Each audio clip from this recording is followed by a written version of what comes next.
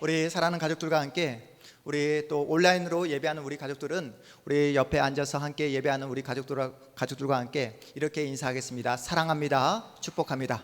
사랑합니다. 축복합니다. 네, 감사합니다. 오늘 본문에는 여러분이 너무나 잘 알고 있는 누가 등장하고 있죠? 베드로가 등장하고 있습니다. 여러분은 베드로를 어떤 사람으로 기억하고 계십니까? 베드로는 예수님의 수제자였어요. 요한복음에서 사도행전으로 넘어가 보면 베드로의 한 번의 설교로 무려 3,000명이 회개하는 놀라운 역사가 나타납니다. 성인 남자만 3,000명이에요.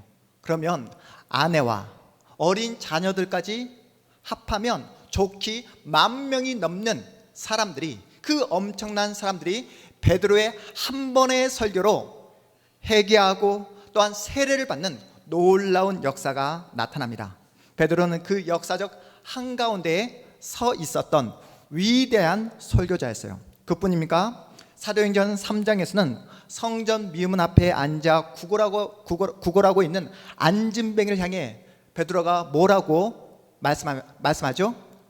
은과 금은 내게 없거니와, 은과 금은 내게 없거니와 내게 있는 것으로 내게 주노니 나사렛 예수 그리스도의 이름으로 일어나 걸으라.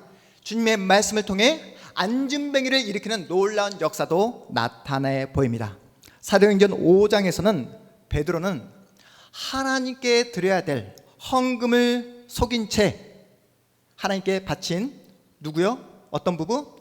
아나니아 삽비라 부부를 향해 어찌하여 성령을 속이며 하나님께 바쳐야 될 그 땅값을 숨겼느냐라고 정확하게 지적하자 그 자리에서 아나니아 삽비라 부부가 죽어버리는 그러한 사건이 기록되어 있습니다.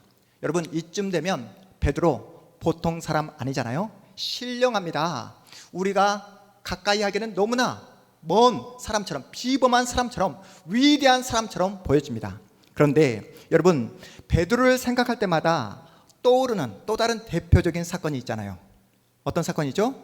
예수님을 3번 부인했던 베드로, 그것도 예수님을 모른다고 맹세하며 저주까지 했던 베드로를 기억하고 있을 거예요. 여러분, 그렇다면 베드로의 진짜 모습은 어떤 모습일까요?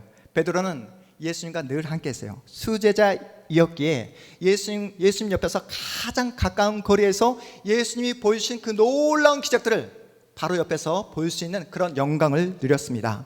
예수께서 보여주신 그 놀라운 기적을 경험하면서 예수님에게 가장 사랑받는, 예수님께 가장 인정받는 수제자이기를 그렇게 바랬던 거예요. 여러분, 베드로의 성격을 아십니까? 성격이 불같았어요. 자신의 감정을 조절하지 못할 정도로 그렇게 성격이 급했습니다. 거기다가 사람들로부터 주목받고 싶은 인정의 욕구가 너무나 강렬했던 그런 사람이었어요. 그래서 늘 사람들 앞에서 나서기를 즐겨했던 그런 인물이었습니다. 예수님이 때가 되자 제자들과 함께 최후의 만찬을 하시잖아요. 예수님은 자신의 죽음을 제자들에게 알립니다. 그런데 그 어떤 제자도 예수님의 죽음을 제대로 이해한 제자가 단 한 명도 없었어요. 이때 나서기를 좋아하는 베드로가 가만히 있겠습니까? 성격이 불같은 베드로가 이렇게 말합니다. 주님, 그렇게 하지 마십시오. 그리하지 마옵소서. 주님께 그런 일이 생기지 않도록 제가 막겠습니다. 설령 위험하고 위태로운 상황이 발생한다 해도 저는 끝까지 주님과 함께 하겠습니다. 감옥에도, 죽음의 자리까지도 주님과 함께하며 주님을 결코 떠나지 않겠습니다. 거기에다 베드로가 어떤 말을 더합니까? 다 주를 버릴지라도, 다 주를 떠날지라도 저만큼은 주님을 배신하지 않겠습니다. 결코 주님을 떠나지 않겠습니다 라고 호언장담합니다. 과장이었을까요? 허풍이었을까요? 그때 베드로의 마음은 진심이었습니다. 정말로 주님을 위해서라면 자신의 하나뿐인 생명까지도 주님을 위해 바칠 그런 각오와 결심이 서 있었어요. 그러자 예수께서 뭐라고 말씀하십니까? 오늘 네가 닭 울기 전에 예하나 몇 번? 3번. 3번 네가 나를 부인할 것이다. 그것도 맹세하며 조주하며 베드로는 예수님을 부인해 버립니다. 베드로는 왜 예수님을 부인했을까요? 왜 예수님을 배신했을까요? 예수님 바로 옆에서 수많은 기적을 목격했잖아요. 예수님의 사랑을 독차지했잖아요. 예수님과 동고동락하며 수많은 시간을 예수님과 함께 보냈잖아요. 그럼에도 불구하고 예수님께서 보여주시는 그 사랑과 그 은혜를 경험했음에도 불구하고 그 진심 어린 고백, 자신이 했던 그 약속을 지켜내지 못했던 이유가 무엇이었을까요? 저는 개인적으로 베드로의 배신보다 더 이해가 가지 않는 게 있더라고요. 그것은 바로 예수님의 태도입니다. 예수님이 베드로에게 보이신 그런 모습이에요. 예수님은 베드로가 이미 한 번도 아니라 3번을 부인할 것을 이미 알고 계셨잖아요.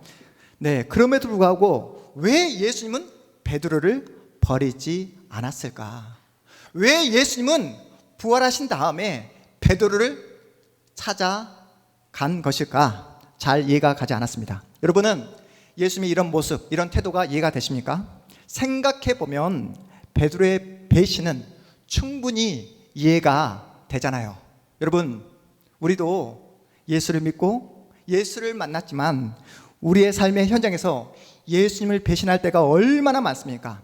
예수님께 수도 없는 약속을 했지만 그 약속대로 살지 못하는 우리의 모습을 날마다 확인하고 있잖아요. 예수님과의 약속뿐입니까? 남편과 아내, 여러분 부부간의 약속을 잘 지켜내고 계십니까? 어떠세요? 여러분은 성도와 성도 간의 약속을 잘 지켜내고 계십니까? 우리 영은이는 엄마 했던 약속을 잘 지켜내고 있어요? 네. 상대방과의 약속뿐만 아니라 내 자신과 했던 약속마저도 지키지 못하고 우리 자신을 배신할 때가 얼마나 많습니까? 한마디로 우리는 변덕스럽습니다. 오직 하면 열 길 물속은 알아도 한 길 사람 속은 모른다 하겠습니까? 내 마음을 나도 모르겠다 이렇게 이야기합니다. 우리는 날마다 배신합니다. 우리가 배신하는 가장 큰 이유가 무엇일까요? 우리가 했던 그 약속을 지켜낼 힘과 능력과 실력이 우리에게 없기 때문입니다. 일반 대중가요 노랫말을 들어보면 대부분 주제가 뭐죠? 대중가요의 주제? 사랑입니다. 사랑을 노래하는데 그 사랑의 결과가 어떻게 결말지어지게 되죠? 사랑하는데 떠난다고 이야기합니다. 사랑하는데 떠나 보낸다고 이야기를 해요. 여러분, 사랑하면 끝까지 함께 해야 맞잖아요. 사랑하면 끝까지 그 사람을 지켜주는 것이 마땅하잖아요. 그런데 사람들은 사랑하기 때문에 떠나 보낸다고, 그 사람을 보내준다고 이야기합니다. 이게 여러분 말이 됩니까? 사랑에 대한 배신이잖아요. 거짓말이고 인간의 핑계이며 변명입니다. 인정하고 싶지 않지만 우리는 그 누군가를 사랑할 만큼, 그 누군가를 지켜줄 만큼의 실력과 능력이 우리 안에 없다는 거예요. 저에게 10살 된 아들과 지금 8살 된 딸이 있습니다. 둘째 딸 수환이가 기회가 있을 때마다 저에게 던지는 질문이 무엇이냐면, 아빠는 오빠를 사랑해, 나를 더 사랑해? 네. 이번에 비가 많이 내렸잖아요. 그렇죠? 비가 많이 내렸는데 우리 집 옆에 보면 하천이 있어요. 그 하천이 물이 이렇게 불어나고 거세게 물이 이렇게 내려가자 그 거센 물줄기를 바라보면서 우리 수환이가 했던 질문, 아빠는 엄마랑 나랑 오빠가 저 물에 빠져서 떠내려가게 되면 누구를 가장 먼저 구할 거야? 네. 이렇게 아빠의 모든 사랑을 독차지하려는 우리 예쁜 딸이 태어날 때 어려움이 있었습니다. 제가 과거 수원에서 사역할 때 지금의 둘째 딸을, 우리 수환이를 갖게 되었는데요. 당시 임신한 아내를 데리고 분당 소재의 모 산부인과를 다녀왔습니다. 임신 8개월째가 되었을 때 큰 병원으로 옮기는 것이 좋겠다라는 의사 선생님의 소견을 듣게 되었어요. 아이의 몸속에 혹이 있다는 것입니다. 출산과 동시에 수술을 해야 하는 그런 위급한 상황이라고 말씀하셨어요. 맑은 하늘에 날벼락을 맞은 그런 느낌이었습니다. 그 이야기를 들은 아내의 마음은 오죽했겠습니까? 그래도 명색이 남편이니까, 그래도 명색이 목사이니까 걱정하지 마, 하나님께서 지켜주실 거야, 걱정하지 마, 하나님께서 선한 길로 인도해 주실 거야 하면서 아내의 손을 붙잡고 분당 서울대 대학병원으로 가게 되었습니다. 그런데 그 검사를 하신 산부인과 전문의 선생님께서 전에 말씀하신 그 의사, 그 소견과 동일한 이야기를 하는 거예요. 우리 아내가 출산을 하게 되면 이 아이는 소아과로 넘겨져서 큰 수술을 받아야 될 그런 상황이라고. 곧 이어서 소아과 전문의를 만나게 되었습니다. 지금 아이에게 보인 혹이 계속 자라나게 되면 아이의 그 장기를 가로막게 되고 급기야는 생명의 위협까지 될 수 있는 상황이라고. 그런 말을 듣게 되자 아내가 하염없이 눈물을 흘립니다. 당시 제 마음이 참으로 힘들었어요. 하나님, 건강한 아이를 주셔야지 왜 저에게 이렇게 아픈 아이를 주신 겁니까? 하나님께 원망했던 기도를 했던 기억이 있습니다. 지금에서야 고백하지만 그때 이런 기도까지 했습니다. 하나님, 저는 아픈 아이 원하지 않습니다. 하나님, 저는 큰 아이처럼 건강한 아이로 바꿔주세요. 이런 기도까지 했던 저였습니다. 아빠인 제가 아픈 아이를 외면하고 있더라고요. 아빠인데도 불구하고 아픈 아이를 감당하지 못하겠다고 그렇게 떼를 썼던 그런 기억이 있습니다. 그때를 생각하면 제 둘째 딸에게 얼마나 미안한지 모릅니다. 그렇게 시간이 흘러 아내가 출산을 하게 되었어요. 출산을 하자마자 우리 둘째 딸 수환이는 소아과 중환자실로 옮겨지게 되었습니다. 정밀 초음파를 했는데 의사 선생님이 너무나 기쁜 소식이 있다라고 저에게 이야기해 주더라고요. 정밀 초음파를 해보았더니 수술이 아니라 시술로도 가능할 것 같다고. 하지만 긴장의 끈을 놓아서는 안 된다고. 지금 어린아이이기 때문에 주사 바늘이 조금이라도 오차가 있어서 그렇게 주사 바늘이 들어가게 되면 아이의 장기에 큰 위협을 줄 수 있는 그런 상황이라고 이렇게 이야기를 해 주었습니다. 그래도 수술까지 가지 않는 것만으로도 감사하게 생각하면서 시술이 잘 끝나기를 기도했습니다. 그래서 어떻게 되었을까요? 그래서 하나님의 은혜 가운데 한 채 오차 없이 시술이 완벽하게 끝나게 되었습니다. 할렐루야. 네, 제 딸을 보셔서 알겠지만 지금 저렇게 씩씩하게 건강하게 잘 자라나고 있습니다. 시술을 마치고 중환자실에 누워있는 딸 아이를 바라보면서 얼마나 마음이 아팠는지 모릅니다. 만감이 교차하더라고요. 주먹만한 그 아이의 몸속에 여러 개의 이렇게 그 주사바늘이 이렇게 꽂아져 있고, 또 손 한 번 잡고 싶지만 손 한 번 잡을 수 없고 유리창 너머로만 바라봐야 하는 그런 상황. 아빠로서 아무것도 할 수 없는 그런 무능함을 느꼈습니다. 끝까지 자녀를 사랑하겠다, 지켜내겠다 했는데 현실에서는 저는 무능한 아빠였습니다. 아픈 아이가 아닌 건강한 아이를 바랬던 그런 아빠였어요. 왜요? 평생 자녀의 그 모든 아픔을 품고 살아갈 실력이 저에게 없더라고요. 자녀보다도 나라는 존재가 더 크게 느껴지더라고요. 여러분은 부모로서 자녀에게 여러분의 전부를 드리고 있습니까? 여러분의 전부를 자녀를 위해 드릴 수 있습니까? 또한 여러분은 부모인 동시에 사랑하고 섬겨야 될 부모님이 계시잖아요. 우리 청년들, 엄마를 위해 여러분의 인생 전부를 드릴 수 있습니까? 드릴 수 있어요? 영훈이? 네. 오늘 집에 가면 엄마에게 매 맞을 준비하십시오. 네. 예수님은 베드로가 배신할 것을 이미 알고 있었어요. 그럼에도 불구하고 다 주를 버릴지라도 저만큼은 주님을 버리지 않겠습니다 라고 고백했던 베드로의 고백을 진심으로 받아주었습니다. 예수님은 베드로의 배신, 베드로의 비겁함, 베드로의 무능함, 사랑한다고 말을 하지만 그 약속을 지킬 수 없는 베드로의 모든 한계를 다 품어주십니다. 베드로와 똑같은 한계를 지닌 우리를 위해 예수님은 그 모든 수모와 모든 비참함을 감내하십니다. 그 모든 그 수치를 예수님의 품에 안으시고 십자가 위에서 죽어버리십니다. 여러분, 예수님이 이 땅에 오셔서 받은 것이 무엇입니까? 말구유와 십자가밖에 없을 정도로 세상으로부터 괄시와 수치와 비참함을 당했습니다.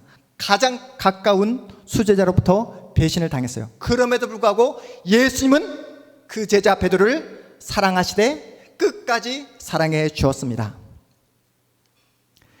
기독교 신앙에서 가장 중요한 것이 무엇이냐면 우리 스스로 예수님을 찾은 것이 아니라 예수님이 우리를 찾아오셨다는 사실입니다.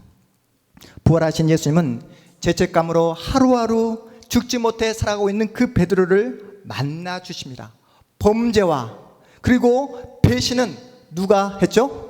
베드로가 했음에도 불구하고 그 모든 그 배신과 그 모든 범죄를 해결하시고 화해의 손길을 내미시는 분 누구라고요? 바로 예수님이십니다. 화해를 방해하는 그 모든 난간을 예수님이 다 해결해 주십니다. 제자의 발을 씻겨주신 그 예수께서 이제는 죽음을 이기시고 부활하시고 난 다음에 그 제자를 위해 손수 조반 아침을 준비해 주십니다. 그리고 무거운 침묵을 깨고 고개를 들지 못하는 베드로를 향해 이렇게 질문을 던지십니다. 우리 본문 15절 말씀 우리 다시 한번 읽어보겠습니다.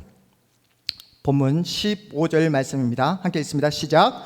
그들이 조반 먹은 후에 예수께서 시몬 베드로에게 이르시되 요한의 아들 시몬아 네가 이 사람들보다 나를 더 사랑하느냐 하시니 이르되 주님 그러하나이다. 내가 주님을 사랑하는 줄 주님께서 아시나이다. 이르시되 내 어린 양을 먹이라 하시고 아멘. 요한의 아들 시몬아 네가 나를 사랑하느냐 이것으로 묻지 않으시고 주님께서 무엇을 덧붙이십니까? 어떤 단어를 덧붙이시죠? 요한의 아들 시몬아 네가 이 사람들보다 나를 더 사랑하느냐 이렇게 질문하십니다. 예수님은 왜 이 사람들보다 이 단어를 덧붙였을까요? 그것은 바로 항상 맨 앞에 서기를 바라고 예수님의 인정을 한 몸에 받기를 원했던 베드로 자신의 진짜 모습과 직면하도록 하기 위해서였습니다. 다 주를 버릴지라도 저만큼은 주님을 버리지 않겠습니다 라고 장담하며 약속했던 그 베드로, 그 고백을 지켜낼 힘이 베드로 자신에게는 전혀 없음을 확인시켜 주기 위해 이 질문을 던졌던 것입니다. 예수님의 질문 앞에 베드로는 빨갛게 달아오른 숯불처럼 얼굴이 빨개졌습니다. 어떠한 답을 해야 할지 떨리고 막막했어요. 그리고 이렇게 대답합니다. 내가 주님을 사랑하는 줄 주님께서 아십니다. 이 고백을 들은 주님은 여기서 멈추지 않습니다. 또 두 번째 물으십니다. 요한의 아들 시몬아 네가 나를 사랑하느냐. 그리고 여기서도 멈추지 않습니다. 또다시 물으십니다.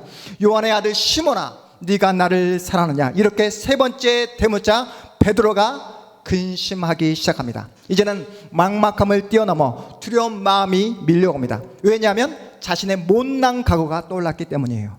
자신의 진심으로도 어찌할 수 없는 그런 현실을 베드로가 경험했기 때문입니다. 이제는 장담할 처지가 아니라는 것을, 또한 주님 앞에 약속을 한다 할지라도 그 약속을 지켜낼 힘이 자신에게는 전혀 없음을 알고 있기에 근심하기 시작했던 것입니다. 그래서 고민 끝에 베드로가 했던 답이 바로 이것이죠. 주님 모든 것을 아셔매, 내가 주님을 사랑하는 줄 주님께서 아십니다. 예수님은 왜 세 번씩이나 네가 나를 사랑하느냐 이렇게 왜 세 번씩이나 베드로에게 질문하셨을까요? 베드로를 겁주기 위해서가 아니었어요. 베드로의 그 비겁함과 못남을 지적하기 위해서도 아니었습니다. 왜 나를 배신했냐고 따지기 위함도 아니었어요.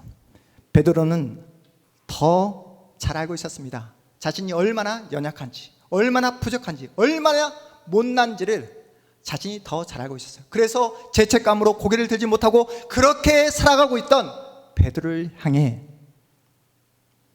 예수님은 네가 나를 사랑하느냐? 이렇게 3번을 계속해서 물었던 이유는 그럼에도 불구하고 나는 너를 사랑한다. 그럼에도 불구하고 나는 너를 사랑한다. 그럼에도 불구하고 나는 너를 사랑해 라는 그 말씀을 하고 있는 거예요. 부족해도 연약해도 배신을 했어도 약속을 지키지 못했다 할지라도 누가 뭐라 해도 너는 내가 사랑하는 나의 자녀야. 누가 뭐라 해도 너는 존귀한 내 제자야 라고 말씀해 주신 것입니다. 베드로는 자신의 배신까지도 자신의 그 비겁함과 무능함 그리고 자신의 모든 한계까지 품어주시는 그 예수님의 사랑 앞에 자신의 그 모든 마음이 다 녹아져 내려버립니다. 자신을 끝까지 사랑해 주시는 그 주님의 사랑 앞에 베드로는 항복을 하게 되는 것이죠. 여러분, 우리가 예수를 만났고 우리가 예수를 믿고 있지만 우리는 세상에서 어떻습니까? 쓰러지고 넘어지고 또한 예수님을 부인할 때가 얼마나 많습니까? 그러한 우리에게 오늘도 생명의 주인 되신 우리 주님께서 말씀으로 만나주고 계십니다. 부모로서 역할과 책임을 온전히 감당하지 못한 우리에게, 예수님을 배신했던 우리에게, 세상의 위협 앞에 겁을 내며 비겁하게 살아가고 있는 우리에게 사랑한다 말을 했지만 그 사랑의 약속을 지키지 못하며 배신하며 또한 변명으로 일관했던 우리에게 우리 주님께서 찾아와 이렇게 말씀해 주고 계십니다. 그럼에도 불구하고 나는 너를 사랑해. 그럼에도 불구하고 너는 내가 사랑하는 나의 자녀야. 이렇게 말씀하고 있는 줄 믿으시기 바랍니다. 우리의 한계, 우리의 변덕, 우리의 무능함이 있음에도 불구하고 예수님은 자신의 생명과 자신의 전부를 우리를 위해 내어주셨습니다. 예수님은 자신의 존재를 주장하지 않으셨어요. 예수님의 인생의 전부, 예수님의 인생 전체를, 모든 미래를 저와 여러분을 위해 거셨습니다. 주님의 사랑은 변하지 않습니다.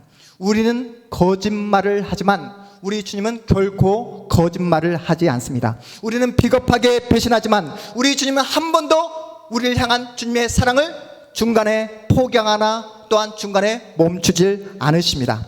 예수님은 그 사랑을 지켜내기 위해 자신의 전부를 거셨습니다. 십자가를 지셨고요, 그 약속을 지켜내기 위해 죽음을 이기시고 부활하신 줄 믿으시기 바랍니다. 그 부활하신 주님께서 지금 이 자리에 앉아있는 우리 모두에게 어떤 말씀을 하고 계시다고요? 나는 너를 사랑해. 나는 너를 사랑한단다. 우리에게 자신의 전부를 거신 우리 주님 앞에 그럼에도 불구하고 배신하고 비겁하게 살아가고 있는 우리를 향해 그럼에도 불구하고 나는 너를 사랑해 라고 고백하시는 그 주님 앞에 여러분 어떠한 반응, 어떤 모습을 보이는 게 마땅하겠습니까? 그 주님의 사랑 앞에 베드로는 어떻게 했다고 했죠? 항복을 하게 됩니다. 더 이상 자신의 존재, 자신의 자존심을 고집하지 않습니다. 자신에게 전부를 주신 주님 앞에 베드로 또한 자신의 인생과 자신의 생명과 자신의 전부를 주님 앞에 바치게 됩니다.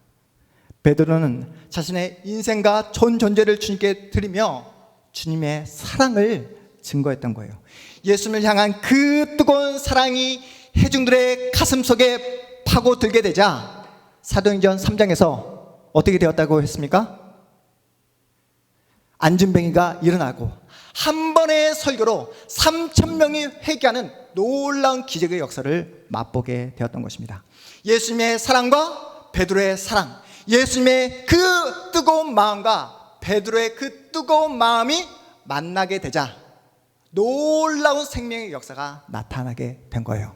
그 생명의 역사가 어떤 역사였죠? 바로 초대교회가 태어나게 되었던 것입니다. 베드로는 더 이상 눈에 보이는 세상에 연연하지 않습니다. 더 이상 자신의 목숨을 구하고 구걸하는 그러한 비겁한 자로 살아가지 않습니다.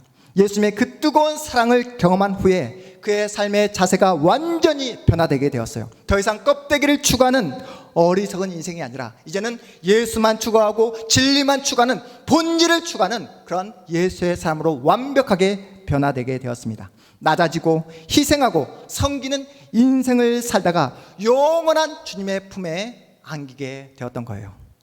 초대교회 전승에 따르면 베드로 사도는 십자가에 거꾸로 매달려 순교했다고 합니다. 저는 죄인입니다. 저는 죄인입니다. 죄인인 제가 어떻게 예수님과 같이 똑바로 십자가에 못 박혀 죽을 수 있겠습니까? 저를 거꾸로 매달려 주십시오. 사랑하는 여러분, 앞으로 남은 인생 어떻게 살아가시겠습니까? 여러분의 남은 인생 무엇을 구하며 살아가시겠습니까? 여러분에게 필요한 것은 무엇입니까? 우리에게 필요한 것, 돈이 필요하죠. 건강도 필요합니다.